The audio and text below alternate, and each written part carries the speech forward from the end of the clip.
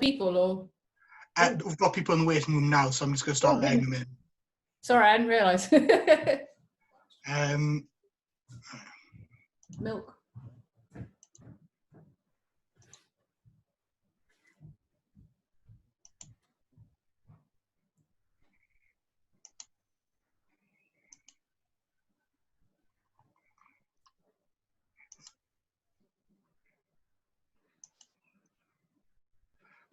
It may take a while for everyone to be let in. Oh, right. All right.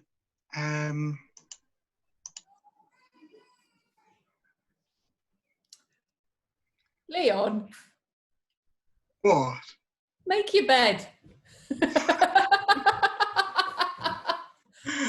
like massive pandemic, like, you know, what country going to a halt in the bed is what you're concerned about. Standards in Walthamstow, Leon.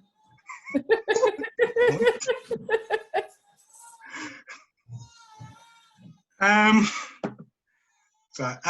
think that's most people in, if not receiving.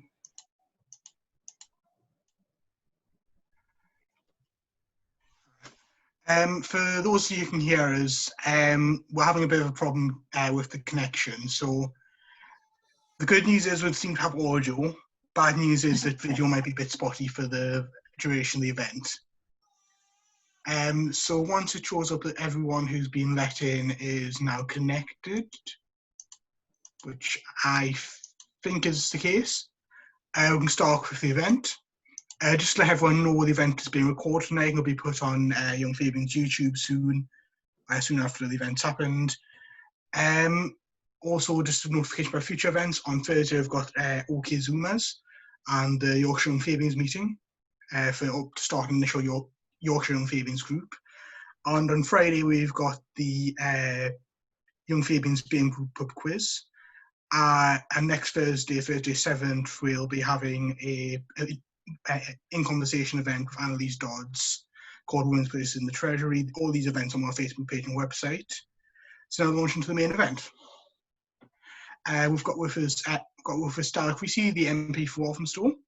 I think most people who know Stella know as a sort of campaigning MP who has sort of, I'm looking at the list now, has took on several major issues over a time in Parliament. So the plan for the event is that I'll start with a few bit of question and answer, and then if you have any questions, just post them in the Zoom group chat, and we'll get to those as we go through the event.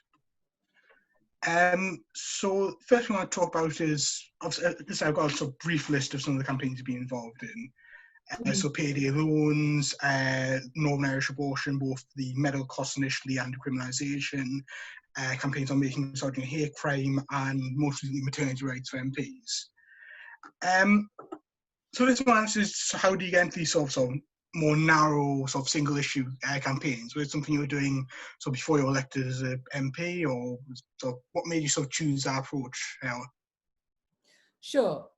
Well, can I start by saying thank you to the Young Fabians for asking me to do this, not least because I started off, I was in fact a member of the Young Fabian exec a very, very long time ago. And I've always been a big fan of what the Young Fabians do. I'm also a big fan of you, Leon, as one of my local superstars from Walthamstow. What you lack in making your bed, you make up for in the best lockdown hair that I have ever seen on any Zoom call, and I'll fight anybody who says otherwise. And you are, for me, a great example of why we do what we do, which is that you are passionate, you turn up, and you are persistent. You ask me about the campaigns and the approach that I've taken, and you're right, it didn't start with being elected. I've always worked on the idea that actually the best way that we show the case for socialism is to practice it and to actually show that change is possible. We might not be in office, but we can have power through the power of our ideas. What that means, therefore, is that you have to be very specific about the ideas that you're working on so that people can understand what I think is in short supply right now in not just in our country, but in our world, a sense that change is possible. 3 words to make you feel really depressed: President Donald Trump. 4 words to make you feel even more worried: Prime Minister Boris Johnson. It feels really hard to think that good progressive ideas and politics is winning right now around the world. And I believe that the way that we win is we show that actually if you put the legwork in, if you are persistent, if you're clear about what you're trying to do and why that is a good change to make in the world, people will realise that change is possible. And, you know, our politics is based on the idea that people do want to work together to make change happen. So the campaigns that I've always run have been about reflecting that attitude, that actually you can show people the difference that being a socialist makes. And if you do that once, then they're more likely to come with you a second time and a third time and a fourth time, and you can win them back to that possibility that the whole world can be changed. I guess you break it down into bite-sized pieces of what progressive politics looks like, and show people that it can happen. The work I did on legal loan sharking has a connection to the work I've done on women's rights, because it's all about saying, literally, another world is possible.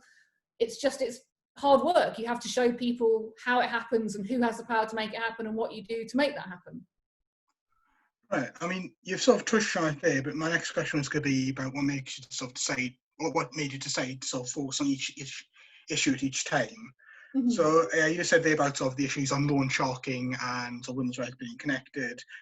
I suppose sort of what, like, was anything particular, so for instance, that made you choose on focus on loan sharking when you first came into Parliament versus sort of abortion rights, sort of from 2016 onwards? Yeah, so absolutely. So when I got elected in 2010, there were 18 payday loan shops up and down Walthamstow High Street alone. People were coming to see me, and it wasn't the loan itself, it was that they were about to be evicted. They were in complete financial crisis, and these loans kept coming up again and again in the stories that they were telling. And one of the things that's really frustrating as an MP is if people come to you and they're about to be evicted next week, there's relatively little that you can do. You need to see them earlier in the process to be able to really intervene and try and stop that catastrophe happening. And time again, payday loans and high cost credit were coming up as part of the stories they were telling me about how they got to where they were. Same with the work I've been doing on women's rights in Northern Ireland. It was talking and working with women from Northern Ireland who felt they didn't have a voice to have their basic human rights upheld that made you realise there was a progressive argument that needs to be made. Also, the work I've done on tax avoidance, and particularly with commercial properties. One of the things I would say, and you know, if I can share with you guys anything about campaigning, it's what I would call the AAA approach, is that often you will see campaigns and people will have an analysis. So my analysis was that payday loans are causing a problem for my local community. There are women out there whose rights are being denied, and they're UK citizens like me. There are companies getting away with not paying taxes because they claim they're commercial properties rather than residential properties. Actually, having an analysis doesn't change anything. And that might seem a really counterintuitive thing to say, but as your first A, if you just stuck at an analysis, the world is unfair, we need to tackle climate change, actually that doesn't move anything. What moves things is having an answer. So actually we won the argument on payday lending, not because we told people that payday lenders were terrible people who were legal loan sharks exploiting people. We showed people what you could do about it. We showed that if you put a cap on the cost of credit, actually you could change things. And for politicians and for political life, that's when that's when the magic happens. See, it's really easy as a politician to say, yes, I agree with your analysis. So you guys have probably had loads of people say to you, yes, I agree with your analysis, that the tax system needs changing, climate change needs to be tackled, we've got an emergency. And everyone can say that's great. But actually when you have an answer and they have to sign up to whether or not they're going to support you on the answer and whether or not they're going to go with you on the answer, that's when you see change really happen. So I was a new MP in 2010. And I went to see the ministers then in the Department for Business and said, look, there's this problem with payday lending companies. They're all up and down my high street. Lots of people are coming to me in debt. But if we learn from other countries about capping the costs of credit, and having interest rate caps at that time was the first thing I was looking at, then maybe we can stop people getting into a position where they're losing their homes. And literally the minister patted me on the back and said, well done you. Are you going to put out a local press release about this to say that you've been to see me? And I was like, you haven't met me, have you, mate? I'm not going to give up just because you said, well done, you've got an analysis. I've got an answer and I need to know whether you're going to back that answer. And if you're not going to back that answer, I'm going to keep making that argument. And that's the second thing you need. So your AAA approach is, first of all, you need to have answers, not an analysis. The second thing you need to do is find allies, not accessories. Because again, as an MP, and particularly with people who have maybe power in society to change things and positions and platforms, it's really easy to be an accessory. You should see my diary, which has all these people wanting me to come and be in a photo with them, holding a board up so that, you know, they've got an accessory for their pictures. They can say, yay, we've had this conversation. An ally is somebody who you work with to make things happen. I have never run a campaign on my own, had a good idea on my own, made things happen on my own. The allies that you build, the people that you go and you see, you don't just ask them to be an accessory, to be a bystander to what you're doing. You ask them to come with you and be part of it. So the credit union movement played a fantastic part in the work we did on legal loan sharking, helping us show the consequences of not capping the cost of credit. Martin Lewis was a great ally in terms of somebody who was good about people being ripped off. And I went to all these people, I went to the banks and I said, look at the numbers of people who you're lending to who are taking out payday loans. And they went and they looked through their credit history and looked for who was paying to payday loan companies and realized how many customers they were losing to these companies. And suddenly they became allies rather than accessories. So I never went to anyone and said, can you just say, yeah, Stella's right, keep going. I went to people and said, can you be part of this thing? And the final thing you need, if you're going to follow that kind of AAA approach, which is you need actions, not agitations. So again, it's really, really easy to be what my mum would call an official title, a wind-up merchant. It's really easy to say to people, you're terrible, you're the government, you've not done something on this, you're bad people. That's an agitation. Go to people with a clear action and actually they can't ignore you, whereas they can ignore somebody being a wind-up merchant. So I would go to ministers and say, right, here's this piece of legislation, here's where we could introduce a cap on the cost of credit. Here are all the people, all the allies I have for doing that. And it's the same thing that we're doing now with the campaign on making misogyny a hate crime. We've built up a whole group of people with Citizens UK and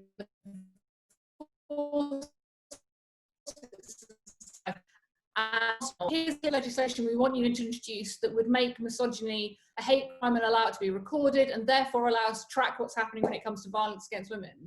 And if you are clear with your actions, rather than just trying to agitate people, essentially piss them off, you are much more compelling. So they're much more likely then to become an ally. I'm pretty sure Sadiq would say, you know, when we first started going to him and talking to him about the misogyny campaign, actually, you know, we came looking for him to be an ally. We came with clear actions we wanted him to take. We didn't come saying, oh, you know, why haven't you done something about this?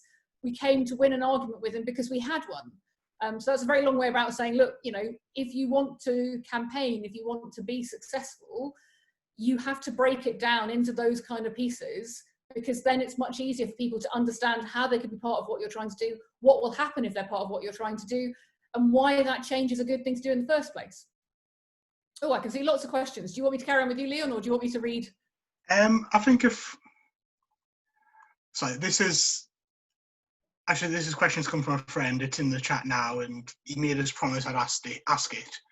But obviously, in 2015, you ran for the deputy leadership.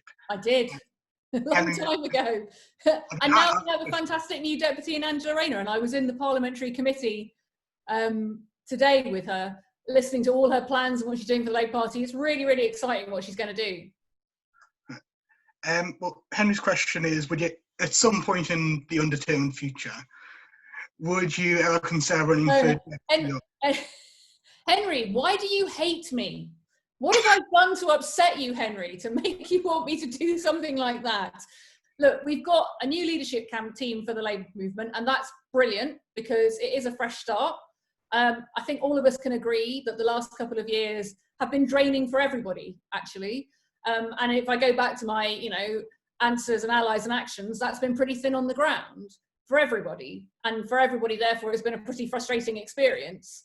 So actually having a new leadership time is an opportunity to reset and focus back on those sorts of ways of working. And that's certainly what I'm hoping to do and what I want to be part of. But Walthamstow keeps me more than busy, I promise you, Henry. So no, thank you. If I can just tack onto that, would you consider going for something like a select committee position? Or that is true. I am standing to be the chair now that Rachel Reeves has moved on to the front bench. There's a by-election for the chair of the Bays Select Committee, and as I have such a passion for kind of consumer issues, I put myself forward for it, yes. So I am trying to do that. Right, well, good luck with that. So that sounded unnecessarily sarcastic. It's all right, you're going to get me back for the crack about your bedroom, I know. Going back to that AAA punch you made, and specifically allies, I want to ask you specifically how much of a role did cross-party working with other backbenchers and sort of the SNP, Lib Dems, Tories play, and especially on the issue of sort of things like capping interest rates for pay loans, how much resistance did you face from, sort of, say, conservative backbenchers? Sure. So one of the things I've always really believed is really important. I'm incredibly ideological. I've been a socialist all my life, back when I used to sit in what was then the basement of the Fabian Society, helping plot what we were doing with the Young Fabians. I hope you guys had better catering than we had then. I tell you, it was a soggy custard cream or nothing. You don't have anything. I've never been tribal. And I think one of the things I worry about is that we kind of encourage a tribalism in politics, like you're the red team or you're the blue team, rah, rah, rah, and we've got to hate each other. And actually for me, tribalism speaks of insecurity. I've always really enjoyed talking to people who disagree with me, because either they help me realise where maybe my ideas don't work, and the legal loan sharking was a great example of this. That when I first started campaigning, as I said, I was looking at interest rate caps, and it was arguing with government ministers, but also with Martin Lewis, and learning from the Centre for Responsible Credit about why interest rate caps on their own wouldn't work, because basically what the companies would then do is whack up all the charges. That helped us come to capping all forms of credit. So now if you look at the legislation that we have, it caps everything. So it's a much better idea. So actually talking to people who disagree with you can be a really healthy, positive thing to do, because either it helps you get your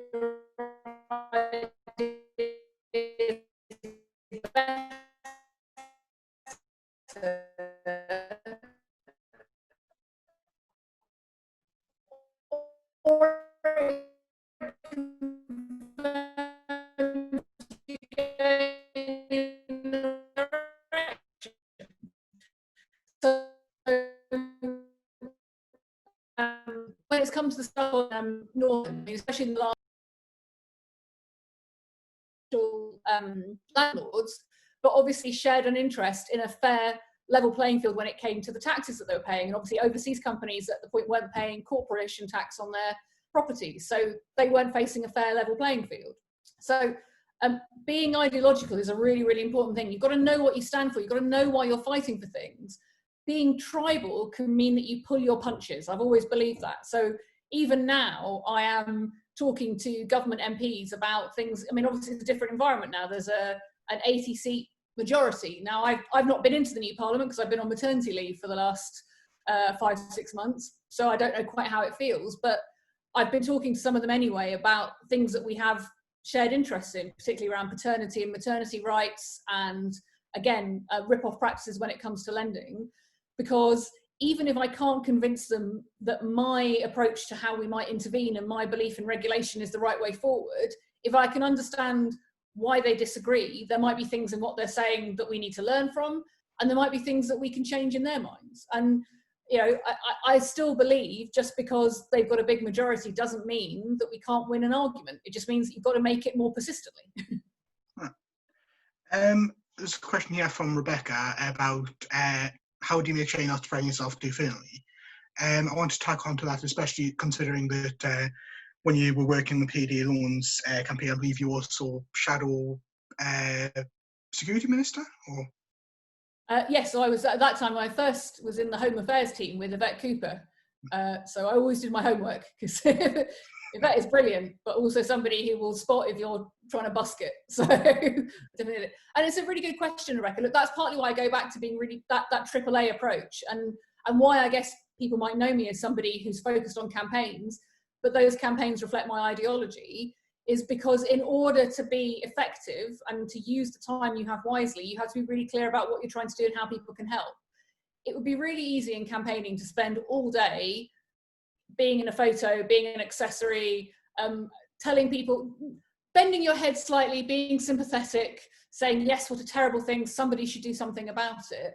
And that means that you probably won't get anything done. So actually being clear about what you're trying to do, and therefore why you're focusing on that at that particular time. One of the things that happens now is that I get quite a few people coming to me about single issue campaigns and saying, can you get involved in this? And I always say, well, look, how does it fit in with that wider story that we're trying to tell and the work that we're doing? And I have a very basic principle, which is if I can't justify something to Walthamstow in Westminster or vice versa, I don't do it. So there's a big Irish and Northern Irish community in Walthamstow, which is why I felt justified in working and stuff I've done on Northern Ireland.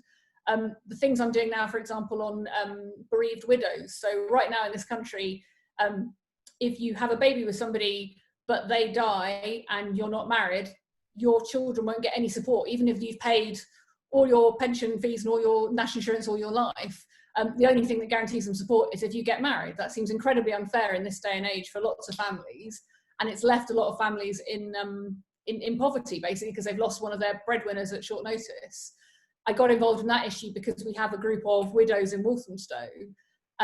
But if I can't justify it in Walthamstow, so there are other things maybe I haven't got involved in, because I said, well, actually, the most authentic way you tell a story is from the people who are affected by it and the changes and how that would happen. So you need to find people who are in that position right now, and that's not necessarily me. And I think that's an okay thing to do, because, you know, socialism does require us not to be burnt out and bored and frustrated. It requires us to be focused, because it is hard work to make change happen when you're trying to convince other people to get involved. Next question was on sort of how you'd sort of raise the profile of the issues you've chosen in Parliament. So obviously with the abortion rights in Northern Ireland, the government was always going to have to pass the Northern Ireland Act, even if there was no amendments to it. As long as there wasn't a devolved administration, that was always going to happen as a big sort of, you know, tentpole, a big sort of major event that you could base the campaign around. So I don't know, how do you raise the campaigns when we didn't know, Leon, that the Northern Ireland Assembly was not going to be able to function for several years. I mean, and that's really frustrating as a Democrat, because you want people to have representation. I also think it's really important in campaigning not to get hung up on people's positions. Everybody can have power. Everybody can be an ally.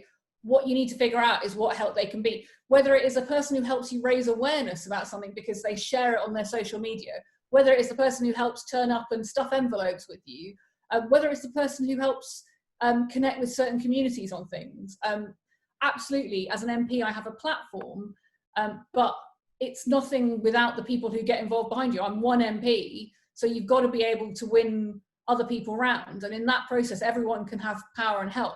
What you're looking for are the different opportunities that come up. So look, when I first started doing work on Northern Ireland, I did it on the Queen's Speech. And I have to be honest, everybody thought I was bonkers, because at that time in 2017, everyone thought, well, you know, the big thing here is Brexit. And there I was going, I'm going to table an amendment about abortion in Northern Ireland. And I have to be honest, there were some people on the Labour side who were like, okay, Stell, back away from the table office. You're going to make an idiot of yourself. But what I realised then was that the relationship that the government had with the DUP was a source of concern for a lot of the Conservative MPs too. They were uncomfortable about the deal that was being done. And here was a classic example of why they're uncomfortable, because they felt uncomfortable with how citizens in Northern Ireland, not just on abortion, but also on same-sex marriage, are being treated as second-class citizens.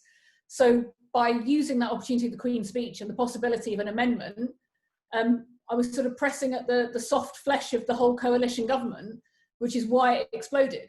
Didn't win it at that point. It won a staging post, and then we had to convince people to go further and further and further.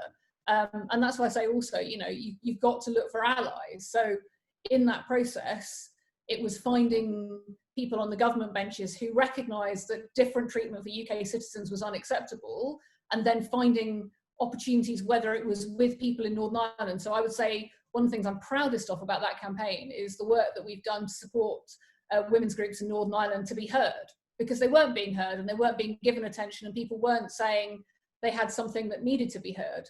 And one of the things that made me really proud was when it came to the domestic abuse bill, a whole group of Northern Irish campaign organisations and women's groups made submissions, and we supported them to do that. And I felt really proud that there'd been this ripple effect of having worked with them on this one issue, that it gave them encouragement that they could be heard and they could campaign on others. So, you know, that wasn't a parliamentary thing. That is what happens when, I mean, and that's at the heart of socialism, isn't it? Is when you bring people together, you can transform the world. You know, individually, you and I, Leon, however much money we ever earn, we can only ever make limited choices. But if we can involve other people, we can transform the choices that are on offer. And that's what I hope slowly but surely is happening with the women's sector in Northern Ireland through the support that we can give them. And I'm very proud of that. We've got a question from Holly Sloan here. Yeah. Aside from opposition from the DUP, what was sort of the biggest obstacle you faced in your campaign in Northern Irish abortion rights?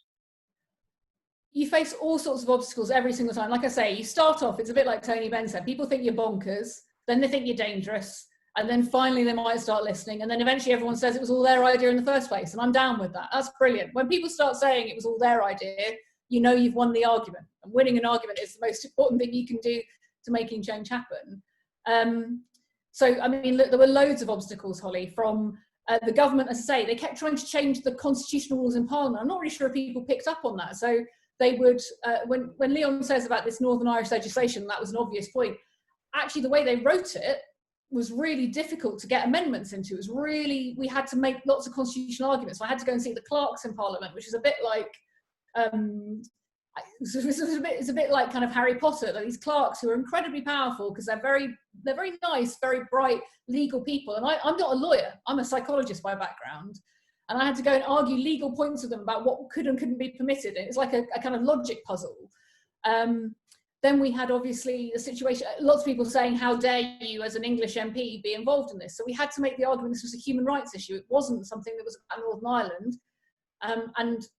We've been working with women's groups across the world, actually, because you might have seen that often what happens when regressive governments come to power, the first thing they do is fight equalities issues. So I'm in touch with, because I'm a member of the Council of Europe as well, I'm in touch with colleagues in Hungary, in Italy, in Gibraltar. We were building a case that this wasn't about Northern Ireland, but how could the UK stand up and champion human rights around the world and then be criticised by the United Nations in its own back garden for the way it was treating some of its citizens. So moving that debate from being about whether women in Northern Ireland could choose through the Northern Irish Assembly to have these laws to actually saying this is a fundamental human right that's being denied here was probably another big obstacle. And you know, I'm very proud of the fact that people are now talking about women's rights as human rights again, because they weren't for a while. They were saying it was a healthcare issue and that made it a devolved issue. I mean, you know, the government came up with 101 different reasons why, you know, having started off originally saying, well, this is a matter for Northern Ireland, they then kept saying, well, of course we agree it should happen, but it should be for the people of Northern Ireland to decide it. They kept using devolution as an argument against basic human rights. So we had to win all of those battles over. Very often, I think people in campaigning want to have an immediate response, because you do, because you're passionate. You know, I would talk to women who were being made to make horrific journeys, and I'd want the change to happen now. But actually, I owed it to those women not to get frustrated, not to get downhearted, because we were making change slow by slow by slow. We had to take every single opportunity that came up. So, you know, Leon is absolutely right. When the government then had to start tabling emergency legislation on Northern Ireland, we, you know, literally as soon as it was published, we were up in the clerk's room going, me again, back again, got an idea, can we fit this in? But you have to be prepared to be persistent. Because you will face lots and lots of obstacles if a change is worth making. It's just change is worth making.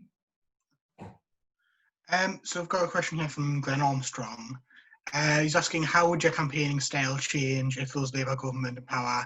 But would it change at all, or would it just be the same? Did the whips put you up to asking that question, Glenn? Look, I've campaigned on issues with Labour governments before I got into Parliament. I've campaigned with Sadiq Khan. We've been working with Sadiq's office for some time now on the argument for making misogyny a hate crime and getting the Met to follow what the Nottingham police have been doing. And look, I think it's really healthy. I go back to what I said, it's really healthy to talk to people about their ideas. You don't have to be right all the time. Frequently, I'm wrong about things. Frequently, it's when you talk to people and you realise why they oppose things that you can see actually what the challenges might be. And that's a healthy part of policy making and being a campaigner. So, you know, whether we have a Labour government or a Conservative government, if you think something is important to change, if you think something will make the world a better place, you should fight for it. I think the benefit, obviously, for me about us getting a Labour government is you'll be pushing an open door. and that's what you hope to be able to do. Because obviously, as I say, you go back to wanting that change immediately. Every single person who came to see me who was about to lose their home because they got into a spiral of payday lending debt, I wanted to save their home and I couldn't, but I knew that if we could stop the problems that payday lending were causing, we might stop it in future. So you're trying to help that person in the immediate sense, but you're also trying to make sure that it never happens to somebody else again. And having a Labour government creates an environment where we can go further faster, but we still have to keep fighting for change. There'll be many things that maybe you guys will think are set in stone. I mean, one of the first debates I took part in Parliament was about whether you should have anonymity for rape victims. And I have to say, I thought that was an argument we'd won 20, 30 years ago. It comes back in a circle. I fully expect businesses to come back in a circle about interest rates and what's a fair interest rate. And we need to be able to push the case for the things that we believe in and why we think exploitation is actually really bad for society, and to win those arguments. Because that's how we win elections. It's also how we make change happen. And winning a Labour government is just the start of that process rather than the end of it. And obviously you should feel free to answer this next question however you want. But, so how important has your constituency party been in sort of various campaigns you've run? Oh, Leon, how can you even ask me that question when you know how Walthamstow is in my heart and my soul? Look, as I go back to, if I can't justify something in Walthamstow, I can't do it in Westminster and vice versa. And I would say that that's a really important part. Look, we're not brilliant in the Labour Party in how we work as a team. We need to be honest about it. That's not a new phenomenon. When I was on the Young Fabian executive, we were being treated as accessories. Sometimes we treat the voters as accessories. We say to them, once every 4 years, all we want you to do is vote for us because we've got all the answers. I mean, the idea that 650 people in a place that looks like Hogwarts gone wrong are the only people who can change the world or the only people who've got answers is bonkers to me. You know, when I got elected, you didn't actually get a magic wand.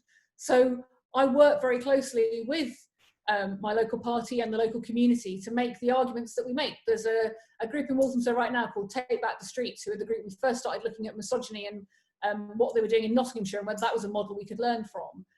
Leon, you will know that the Northern Irish stuff has been stuff we've been talking about in our constituency and working with, but feeding on from that, the stuff we've been doing on debt and the bereaved widows as well, it all comes together. I mean, in some cases, I'm probably making a terrible case for all of you about moving to Walthamstow, because I always say to people, I'm your worst nightmare as your MP, because I'm going to get you involved. But that's how I know change happens. It's why for the 27 odd years I've been in the Labour Party, I've hated the meetings that we've had. I've always wanted to chew my own arm off if I could leave early, because actually having a meeting with ourselves to remind ourselves about how we're great and everyone's terrible doesn't really change anything. It takes you back to that analysis approach.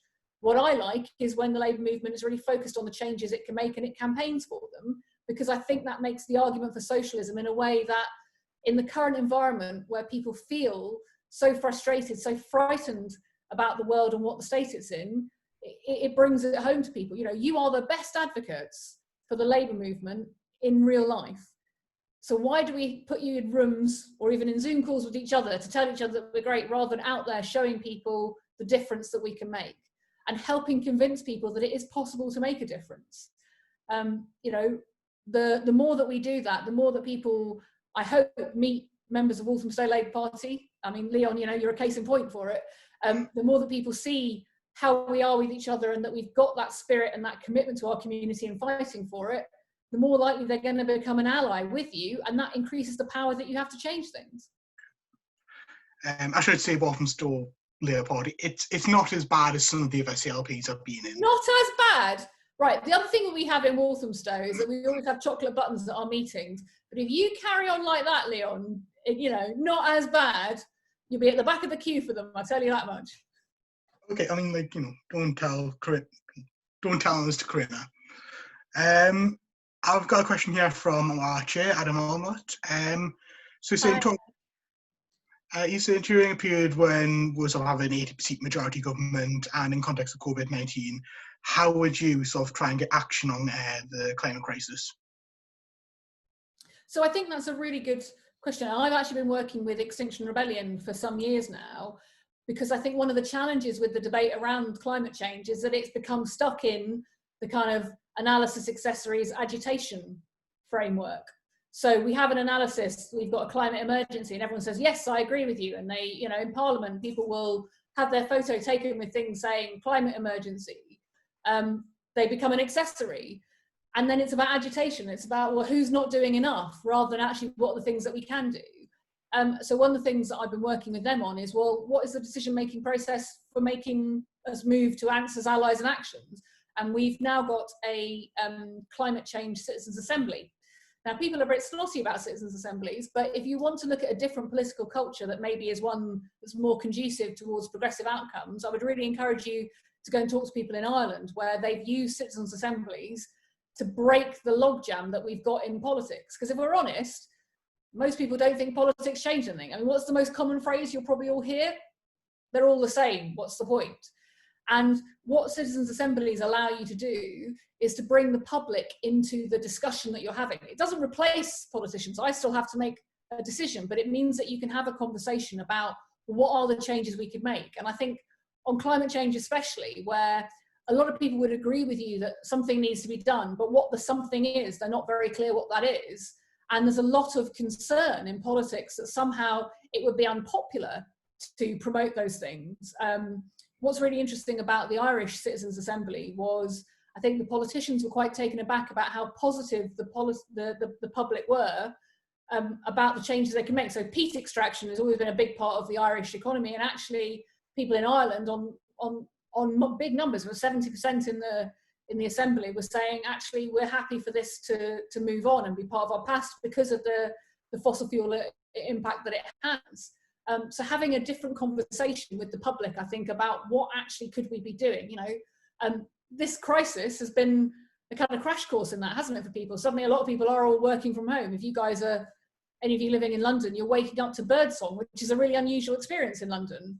And being able to say, well, actually, what we need to do is maybe drive less, because most of the pollutants is coming from cars and buses, and we need our buses to be electric, and that's an investment to make.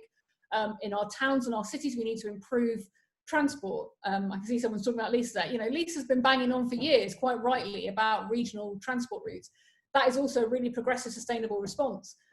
The climate change debate at the moment is still stuck in, oh my God, we've got a climate emergency, you know, we've got a limited amount of time and we've got to reach an emissions target, and somebody needs to be blamed that we're not going to do it. And if actually we want to win that argument, we have to shift it to, well, what are the things that we could be doing?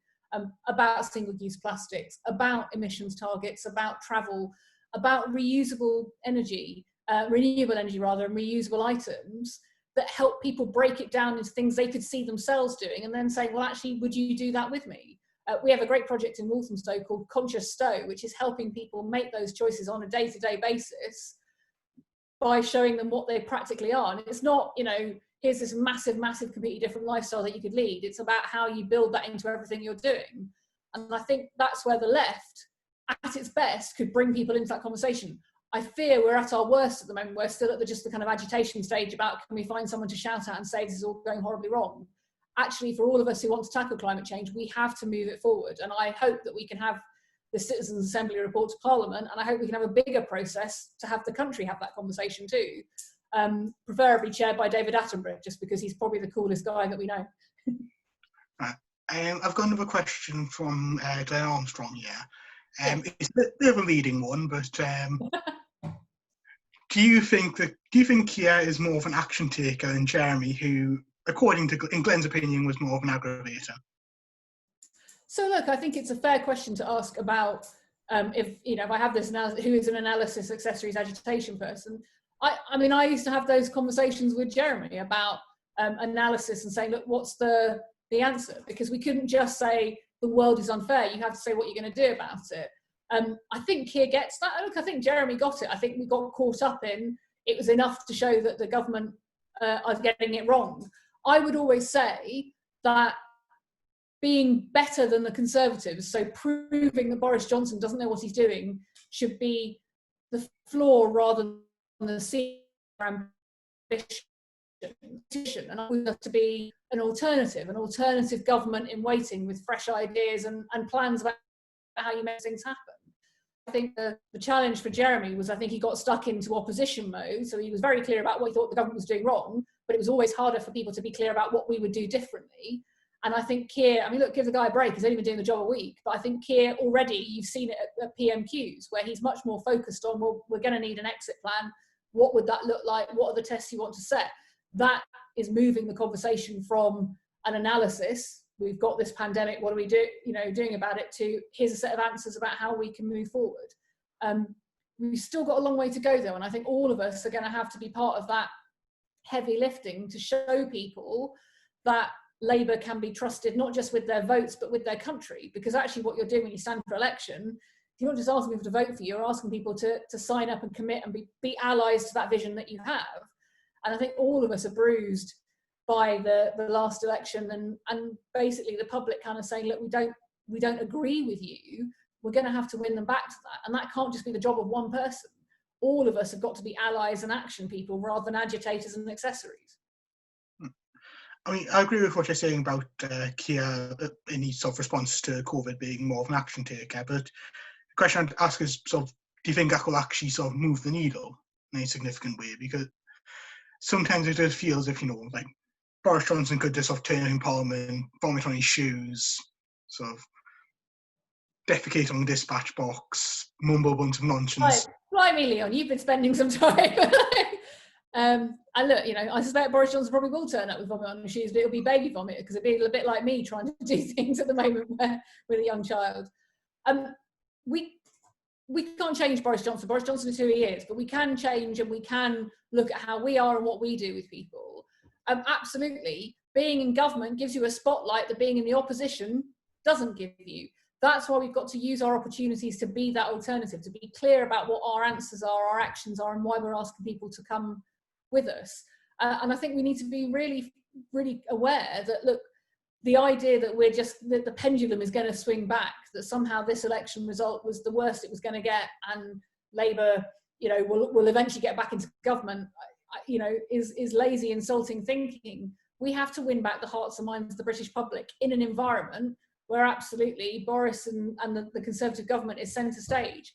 That is a really hard ask. That's why I say the idea it's up to one person and the rest of us can just all sit around going, off you pop here, that's not going to happen. Each and every one of us is going to have to be the best of the Labour movement in their communities. And that isn't about just turning up on people's doorsteps and knocking on their door and canvassing them. It's actually about building them into the work and the changes we want to make. So, for example, making that argument about care homes and helping people connect what we would do differently. The work that Liz Kendall's been doing, I think, is phenomenal, about making that argument and showing not just where the government has missed something out, but how you could actually track what was happening in care homes, protect people in care homes with proper PPE, and therefore give people comfort that their families are being looked after. That's what moves you from being an opposition, government's got it wrong, to alternative, here's what we could be doing instead. And I think the public are crying out for that right now. We have to rise to that challenge, not just the floor of, well, Boris Johnson's got it wrong. Okay. And so going back to sort of narrowly focused campaigns, you talk about sort of first building sort of supporting community in Walthamstow, sort of support on backbenchers, both on Labour backbenchers, our backbenchers, Lib Dems, and all the rest of it. So once you've got all that, how do you sort of finally sort of convince members of the actual government from bench to support you? So you mentioned that First Minister during the Fresh campaign was saying, oh, you get put out a press release. Do you just keep going back and having more and more meetings? To be fair to that poor minister, I have learned in 10 years. I've also learned to be a bit more conciliatory about it, because I actually I FOI'd his office, which was a bit extreme. I'm not encouraging you all to do that. I did find an email because I got all the details about what they were saying about my campaign, where it said I was definitely off his Christmas card list, which I thought was it's not actually where you want to be. You don't want to be, so much of an agitator that people think, oh, go away. Look, if you make your case and you build your allies, then it starts to become harder and harder for people to ignore you. Then you've got to look for your opportunities. So yes, we need to look at different pieces of legislation. I think there's a really interesting conversation to be having right now about where different sources of power lie within society. Certainly, I'm incredibly conscious when it comes to misogyny is a hate crime. So we managed to persuade the government to give a law commission review into all hate crime, which is happening right now. And they've confirmed to us that they think that the case is there for it. And so they're going to consult on it. That's all great. But now what we need is the piece of legislation. We'll be stronger argument with the government because we've got the law commission on our side, but we've still got to get that piece of legislation. So I'm looking at the domestic abuse bill, because it's going through Parliament right now, to see whether we can make some progress in that. To get these things right is not just about tabling that amendment. That's the sort of end of the process. It requires people like you guys. And if you think that's an important issue, if you want to be part of it, I need your help. I need your help to encourage other people, to encourage their MPs to look at the issues around misogyny and hate crime, what's been happening in Nottinghamshire, how it helps tackle violence against women. I need your help and support to amplify the voices of some of the campaigners, the Our Streets Now group, the Citizens UK people, the Nottinghamshire women who are able to show how it helped identify intersectional problems with violence against women. All of that gets seen by the government too. You know, never think that people aren't aware of your campaigning. You might not have done enough for them to have to respond, but they'll always be aware of what you're doing. And the point about building those allies and working with other people is that you can get to a point where they have to engage in what you're saying. You've won the argument when they're using your language. So I knew we were going to get a cap on the cost of credit when George Osborne got up and said, we're not going to cap the cost of credit, because he was talking about the things that we wanted him to do. Another good example of this, you know, why do we all call it the bedroom tax and not the spare room subsidy? Because actually calling it the bedroom tax helps people realise what it is and shows that we're winning the argument that this is an unfair thing to do. So, you know, there will always come a point when you run a campaign where you'll see the people who you need to convince to go with you have to respond. And that's the first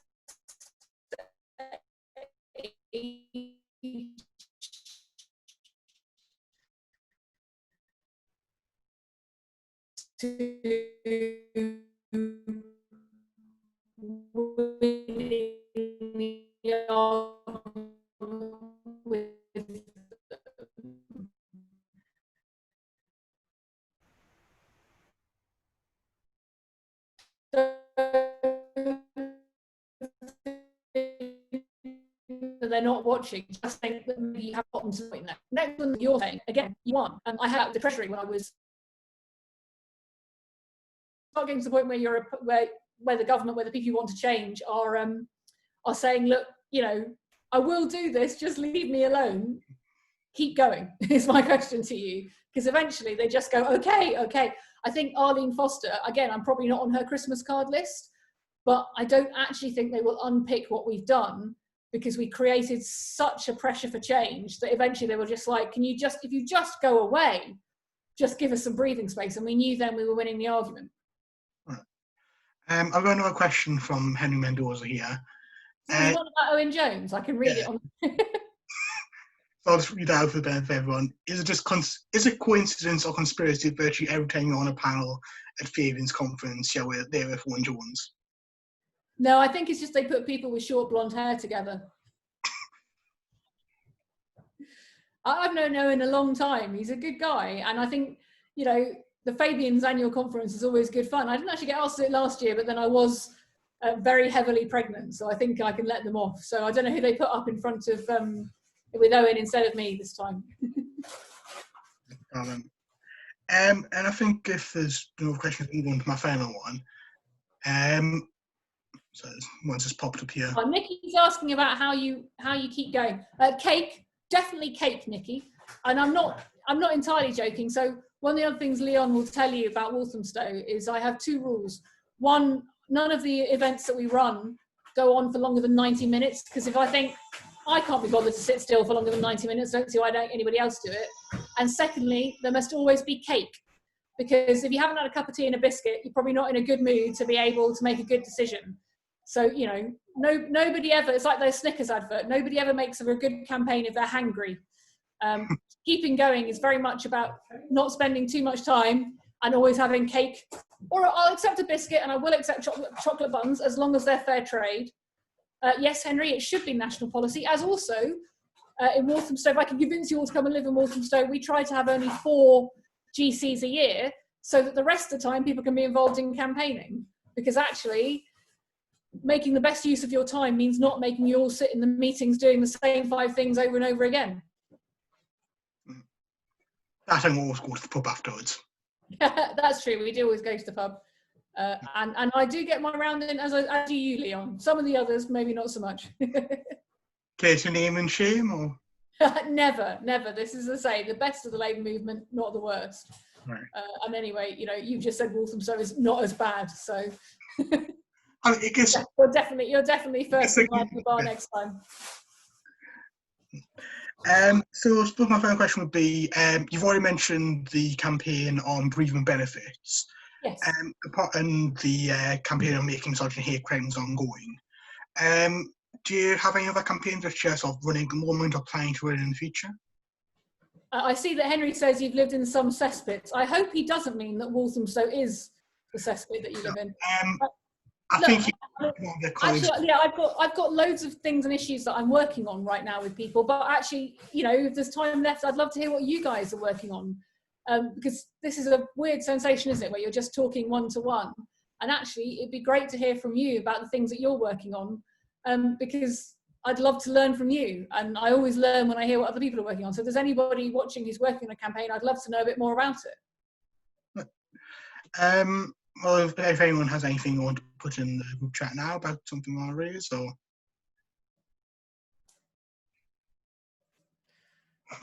what?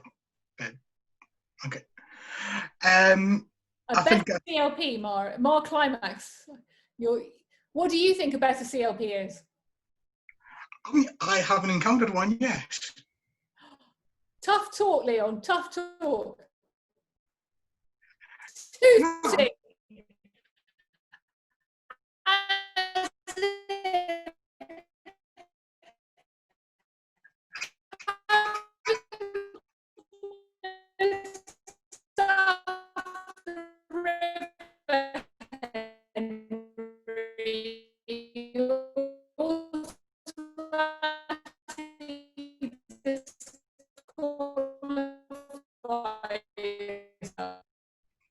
No, I mean, Ken was just Ken, and I'm sure I've heard some more City and Ken a bit. That's what they're calling about. Things for the Young Fabians, maybe to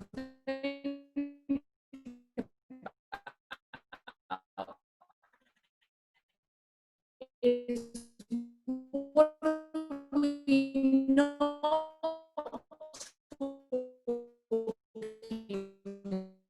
about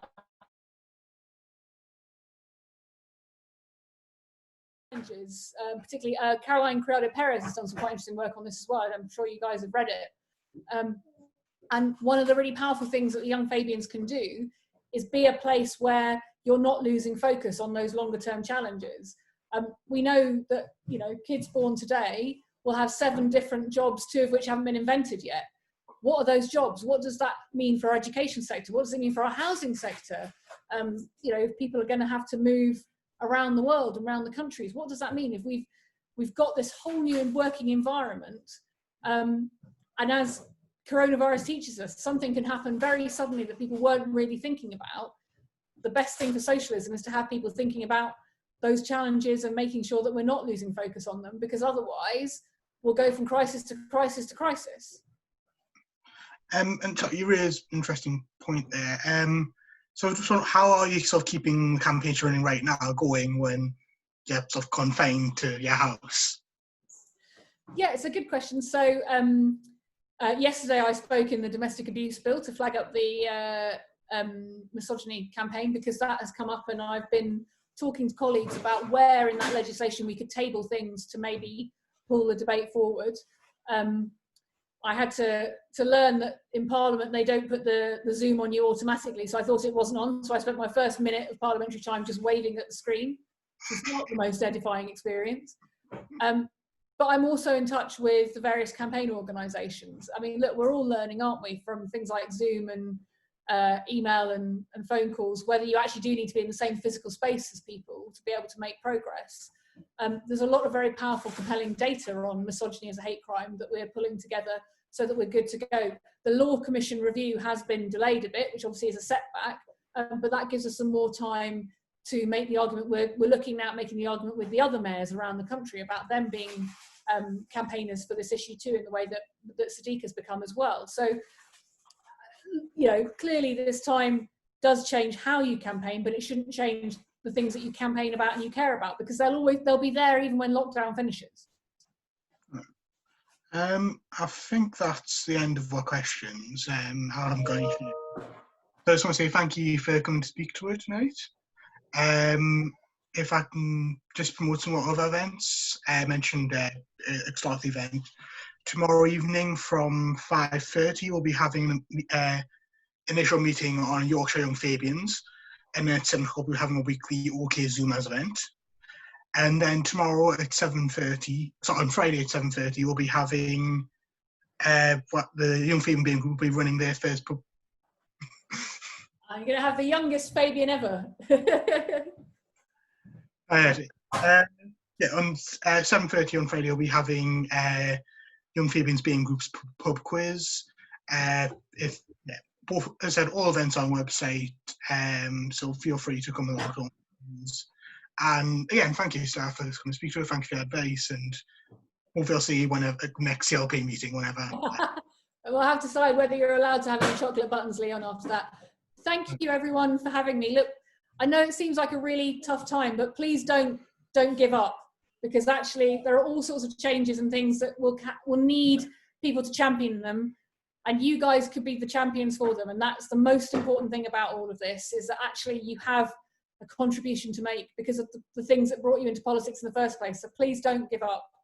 Just, stay home and think about planning it and how you can have an analysis, rather how you can have answers, allies and actions, because it does make a difference. Thank you.